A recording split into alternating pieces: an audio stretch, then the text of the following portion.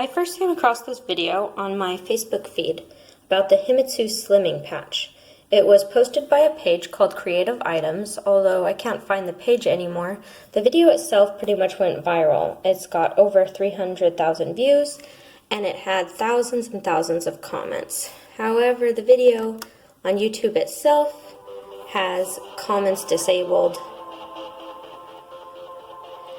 That's probably because the top voted comment on that video was that the pictures and videos of Hyun when she was fatter before using the mint patch were actually videos of Yang Subin, who is a really famous food eating star in Korea.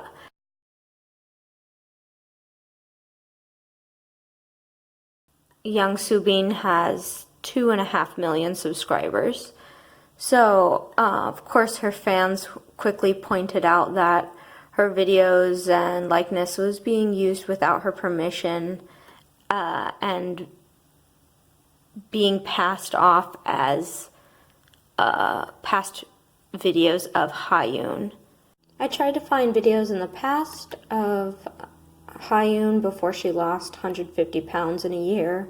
And of course, there's nothing like that. There was a time where she was slightly chubbier, but this girl has definitely not lost 150 pounds at any point.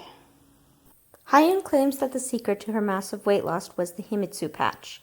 After using it for a year, she lost 142 pounds. The patch was developed by Dr. Urashima from Traditional Japanese Medical Center. He claims that the different oils in it help stop you from creating more fat and burning fat faster. A Google search for Dr. Urashima at Traditional Japanese Medical Center produces no results on Google. Even if you come up here and look up Traditional Japanese Medical Center, you don't really find anything, which doesn't mean it doesn't exist, but it's a good indicator. So let's get down to the science of the product. Apparently the active ingredients are Japanese mint, shiso, and I don't know how to say this, Salicornia herbaceae, and some hidden natural minerals and essential oils, whatever that is. They're not going to tell you, apparently. It must be their family recipe. Anyway, I came to Summon on Capella Library website to see what I could find about this second ingredient, because I didn't know what it was. And I was actually surprised to find several peer-reviewed articles about fat cells and whatever this is. In this study, some extract they took from it inhibited adipose generation, or basically the creation of fat cells. And this study, again, it reduced lipid accumulation and actually promoted bone cell growth. And in this study, they fed a bunch of it to some diabetic rats. And interestingly, the rats were a bit healthier. They had lower body weight, a lower food intake, lower blood sugar. But the study concluded it was to a non-significant degree. And especially considering how much of it they had to put in their diet in order to get any significant results, or even non-significant results. I don't know that just having some of it on a patch on a human would do very much, if anything. Now let's get to the star ingredient of the patch, Japanese mint, or shiso. Unfortunately, I couldn't find anything about the specific shiso plant on Summon, but I was able to broaden the search to the Perilla, which is just the mint genus, and I found a lot of really fascinating results. This article is a collection of several different studies of the potential health benefits of perilla oil. Perilla oil has been used in traditional Chinese medicine to help with allergies, lung diseases, and preserving fish. And in this study, it was found to have several potential health benefits. In particular, inhibited the growth of a lot of cancer cells in vitro, which means not in a real living being, but in a petri dish. It decreased the symptoms of depression in rats, mice, and humans, not eating it, smelling it, and also had different anti-allergy effects and helped with asthma. In this study, they used Perilla oil to treat fatty liver in mice. The fatty liver was induced with a high cholesterol, high fat diet and a sedentary lifestyle. The oil was very effective in treating the fatty liver.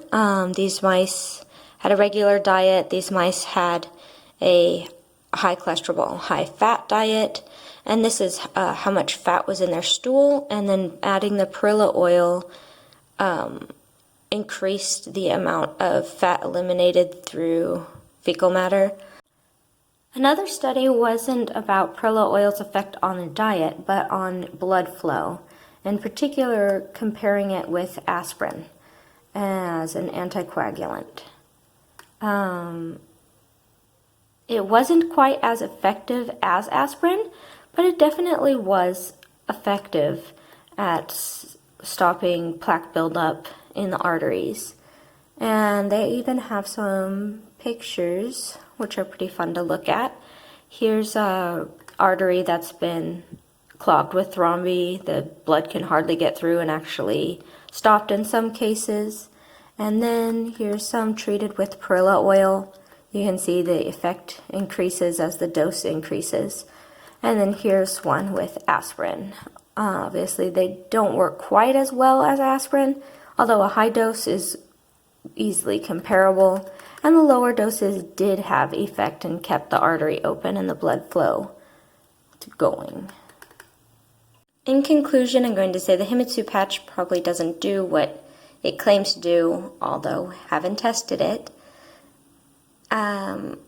In particular because the dubious nature of falsely using Yang Subin's videos and pictures and claiming that those were Hyun before she lost 150 pounds, and definitely didn't show that sort of effect in rats or mice, although there was some metabolism effects. It wasn't tested as a skin patch ever. In all of the results, they had to ingest a quantity of whatever extract they were using and include it in their diet in order to show any changes. Interestingly, I do think the Himitsu patch might potentially, depending on how strong the scent is, could treat depression because as your skin warms up the wax, it would release the scent of the shiso plant, which has been shown to decrease symptoms of depression in humans.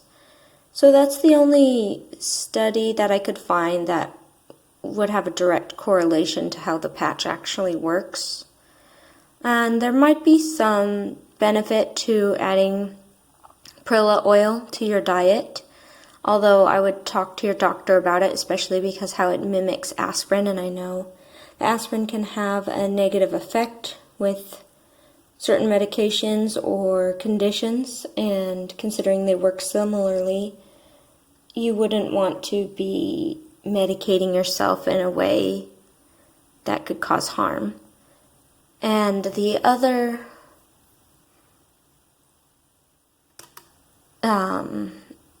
Salicornia ingredient didn't seem to have any really strong reaction either way, so I don't see any harm adding that to your diet, although why spend the time and money when it doesn't do very much? Thanks for watching. This video was made by Charlie Besh for my human biology class at Capella University, fall 2019. Happy holidays!